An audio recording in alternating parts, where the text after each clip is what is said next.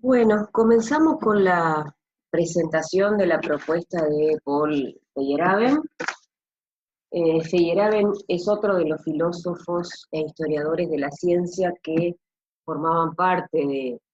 de ese grupo, por decirlo de alguna manera, que llevan adelante ese cambio en la historia y la filosofía de la ciencia a fines de la década del 50 y principios de la década del 60, que se caracterizaba por tener un contacto mayor con la historia de la ciencia, por estar ellos más interesados en la historia de la ciencia, y no solamente eso, sino por considerar que el modelo filosófico de análisis de la ciencia debía estar basado o debía tener en cuenta los resultados de las investigaciones históricas acerca de la ciencia. Entonces, Feyerabend es un filósofo de la ciencia austríaco, que, bueno, como veían ahí, nace en 1924 y muere en 1995. Eh, Luchó en la Segunda Guerra Mundial y fue herido de guerra con secuelas que quedaron para toda su vida. Eh, Se formó en la Universidad de Berkeley, en la Universidad de Zurich, y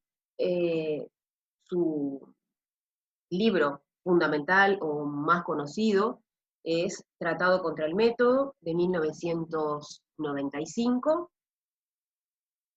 Como les decía, considera importante la historia de la ciencia en el análisis de la filosofía de la ciencia, y experimenta, digamos, una gran influencia de un filósofo de un filósofo de la ciencia que ya vimos, que es Karl Popper. Feyerabend, junto con otro filósofo de la ciencia que también mencionamos en el momento de señalar quiénes eran los filósofos de la ciencia que habían llevado a cabo este cambio que yo mencionaba recién, habíamos mencionado a Imre Lakatos. Bueno, Imre Lakatos era otro filósofo de la ciencia que también concurría a los seminarios de Popper. Ambos eran discípulos de Popper, y ambos abrazaron en principio el modelo popperiano para luego separarse de él de una manera bastante radical. Y a su vez, entre Feyerabend y Lakatos había diferencias importantes, que por ejemplo, Tratado contra el Método, del cual después leeremos algunos fragmentos, es un libro que Feyerabend escribe no solamente para dar batalla, digamos, en contra de la metodología popperiana, sino también para irritar a un contendiente que era justamente Imre Lakatos. Lakatos tenía una propuesta de programas de investigación científico que era una mezcla, una síntesis de algunos conceptos o de algunos aspectos de los que propone Kuhn y algunos aspectos de los que propone Popper. Bueno, y Feyerabend pretendió con ese libro hacer un debate, por decirlo de alguna manera, con Lakatos. La cuestión es que Lakatos muere muy joven y sorpresivamente, por lo tanto, ese debate no se da, por lo menos en los términos en que Feyerabend pretendía. Pero la cuestión es que cualquiera de los dos siguen, más allá de que se separen de Popper y más allá de que reaccionen y critiquen el modelo popperiano de una manera bastante radical, la influencia de Popper en ambos sigue persistiendo en algunos aspectos. En el caso de Feyerabend, nosotros lo vamos a ir marcando cuando vayamos a eso. Pero por ahora, una de las cuestiones que puedo decir respecto a eso es que a comienzos de la década de 60, Feyerabend todavía era un popperiano que criticaba a Kuhn, pero las cosas cambiaron porque en determinado momento el seminario de la London School of Economics, que dirigía Popper, se vio interpelado fundamentalmente por contradicciones internas, en especial por la distancia que, de la que lo acusa Kuhn, por ejemplo, no solamente al fasciacionismo, sino también al neopositivismo, ya lo habíamos mencionado en la introducción a la estructura de las revoluciones científicas, pero una distancia que también va a empezar a mostrar o a hacer visible Feyerabend, porque él lo va a empezar a ver en sus trabajos de historia de la ciencia, justamente esa distancia entre el ser de la historia de la ciencia y el deber ser de la metodología de la ciencia. Recuerdan que una de las limitaciones que mencionamos para las dos corrientes,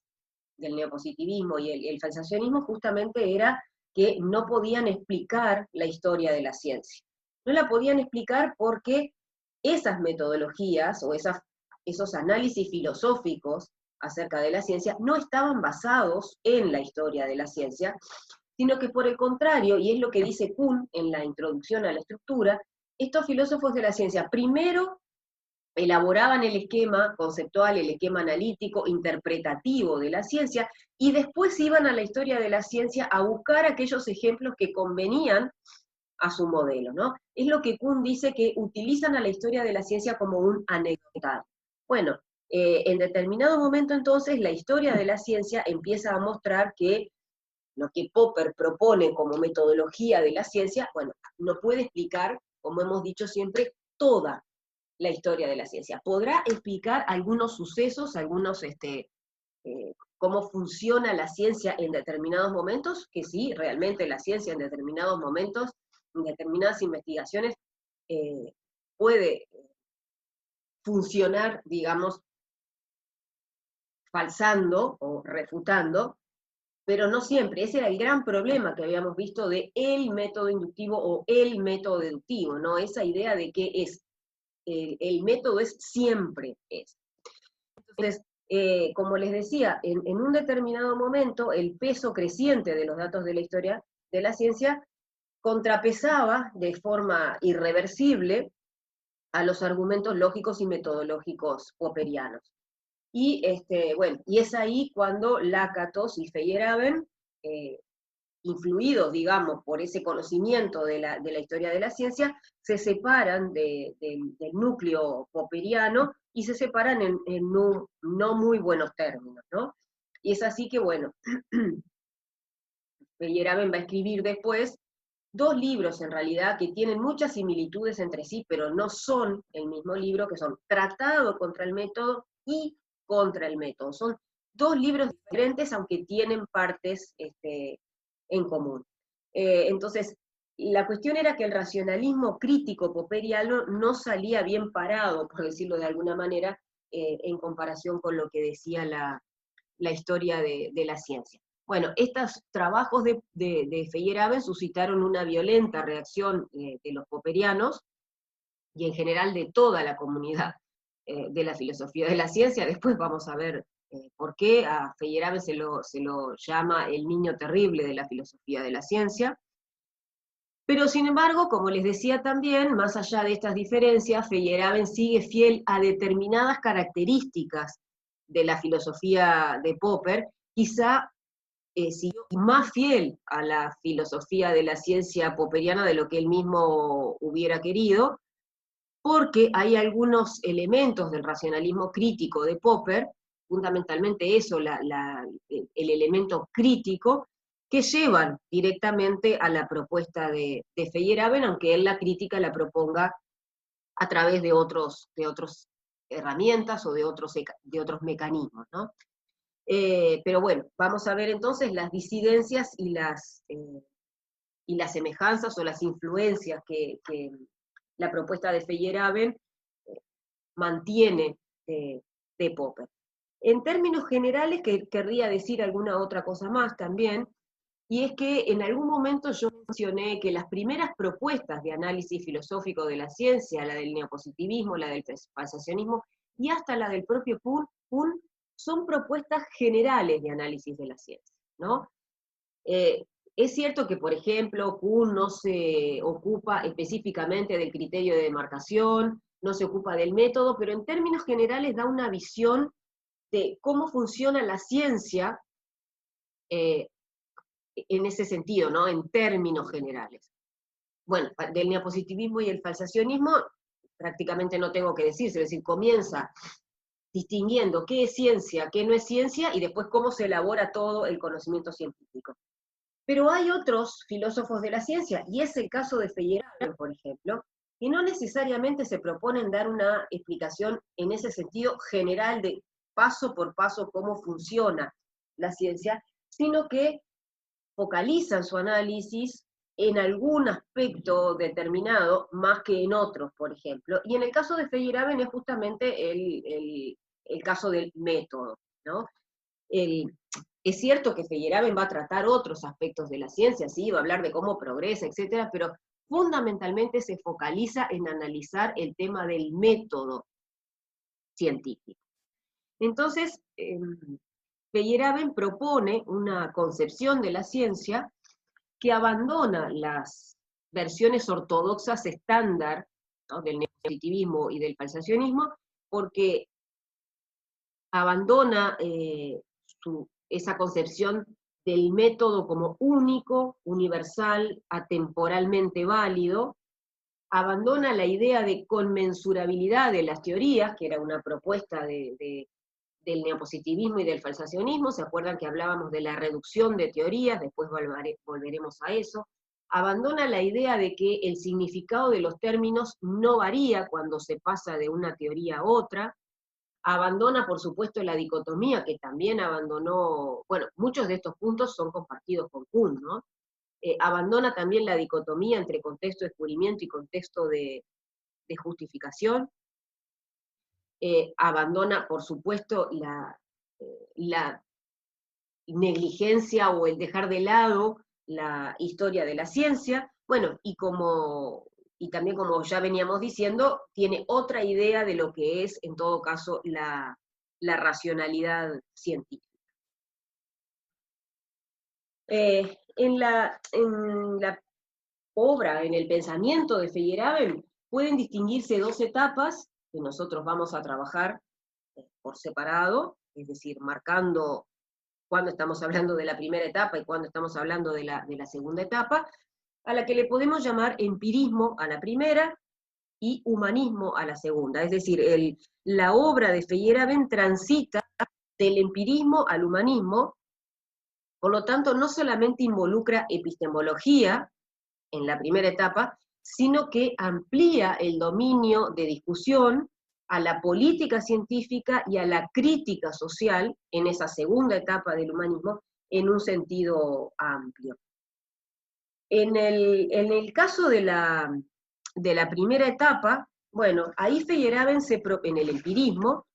Feyerabend se propone formular una metodología que sea alternativa a la que proponía el neopositivismo y el falsacionismo, que evite justamente los problemas de ese empirismo ortodoxo, pero que de cualquier manera pueda seguir llamándose empírica. Es decir, pretende ofrecer procedimientos que eviten lo que él va a denominar la petrificación dogmática y que favorezcan el aumento del contenido empírico de las teorías científicas, permitiendo así el progreso de la ciencia. Ahora después vamos a ver la crítica que Feyerabend le hace a esas dos corrientes, diciendo que esos procedimientos o esas metodologías lo que hacen es, bueno, si realmente la ciencia funciona de esa manera, entonces lo que ocurre es una petrificación o una dogmatización de la ciencia. Y en el segundo periodo, en el ideal humanista, Feyerabend va a apoyar la idea de John Stuart Mill acerca de la necesidad de una educación pluralista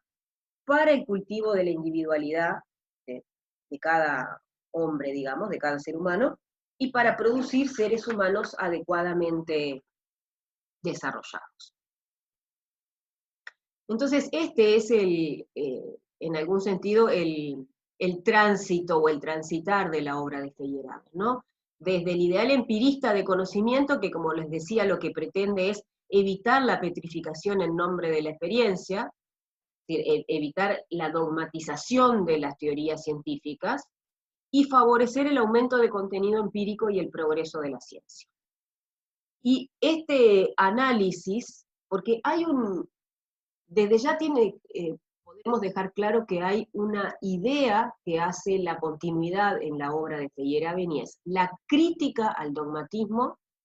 y el favorecer la pluralidad de ideas. Ese es el eje central de toda la obra de Feyerabend. Si uno tiene en vista ese eje de criticar cualquier tipo de dogmatismo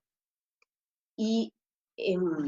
favorecer siempre la pluralidad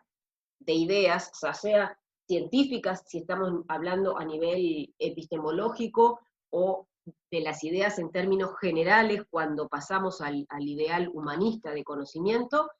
Si tenemos en cuenta ese eje, entonces vamos a poder ver la unidad de la obra de Feyerabend. Eso lo vamos a ir marcando en su momento, pero por lo menos quiero plantearlo ya para que ustedes puedan,